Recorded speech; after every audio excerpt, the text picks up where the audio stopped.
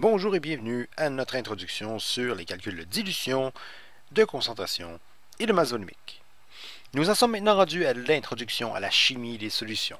Enfin, la chimie des solutions travaillera avec principalement des solutions aqueuses de solutés que nous mélangerons dans un solvant. Alors, commençons par quelques définitions, quelques schémas et quelques énoncés de problèmes à décortiquer. En commençant, rendons-nous à gauche pour quelques définitions.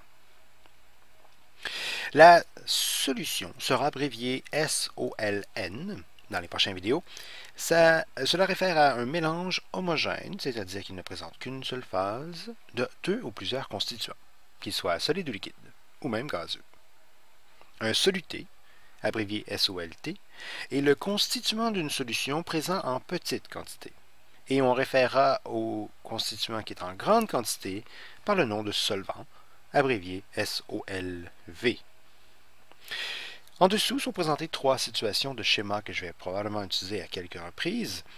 Tout à droite, voici le schéma d'une solution, c'est-à-dire un récipient, un solvant indiqué par la zone grise, ainsi qu'un soluté dissous dans le solvant, probablement liquide dans ce cas-ci, représenté par les billes. Donc les billes sont le soluté et le gris, le solvant.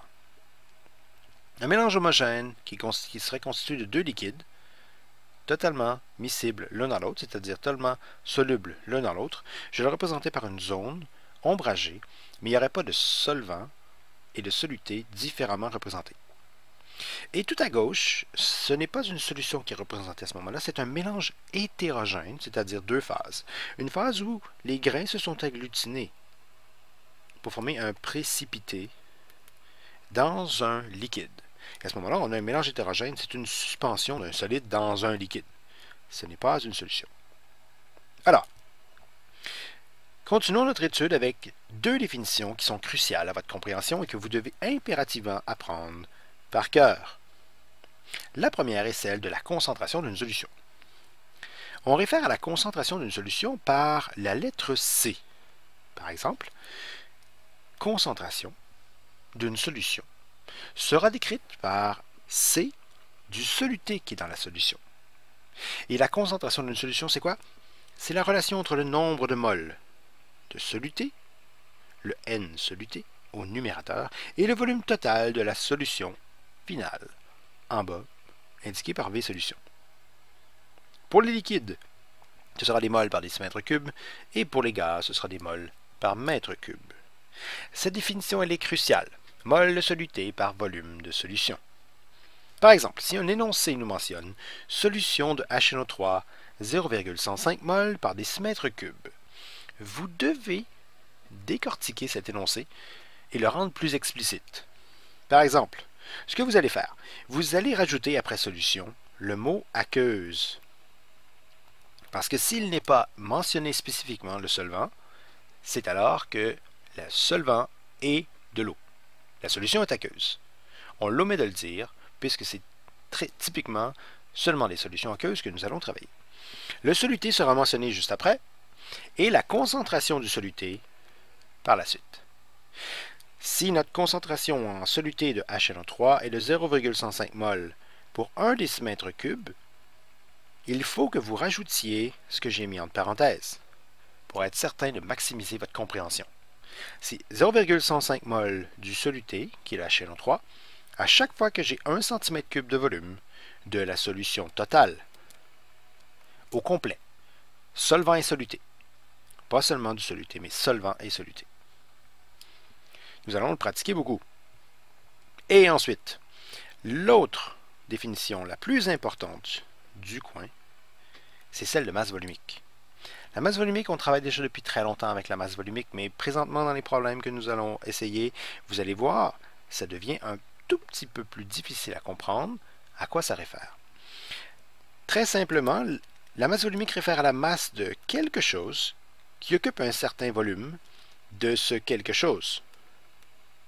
Et c'est un peu anodin d'écrire quelque chose et quelque chose, mais vous allez comprendre pourquoi dans un instant. La masse volumique, par exemple, de l'eau.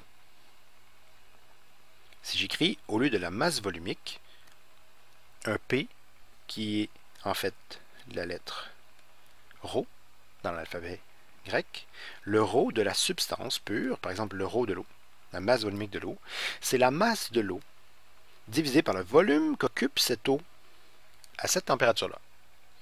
En haut et en bas, ce sont exactement les deux mêmes entités, de l'eau et de l'eau. C'est tout le contraire, ou c'était différent avec la concentration de tout à l'heure. Vous le voyez ici à gauche, que la masse volumique, c'est de l'eau et de l'eau en haut, alors que pour les concentrations, c'était le soluté en haut et la solution en bas. Deux choses différentes. Même lorsque je réfère à la masse volumique d'une solution, en haut, ce sera la masse d'une solution qu'occupe un certain volume de cette solution-là. C'est la même chose en haut et en bas. Si vous apprenez ces définitions-là par cœur et vous savez comment les utiliser, voici ce que vous allez déduire d'un certain énoncé. Lorsque vous verrez la phrase suivante, solution de NaOH de masse volumique égale à 1,023 g par centimètre cube, immédiatement, vous allez pouvoir réécrire cet énoncé-là.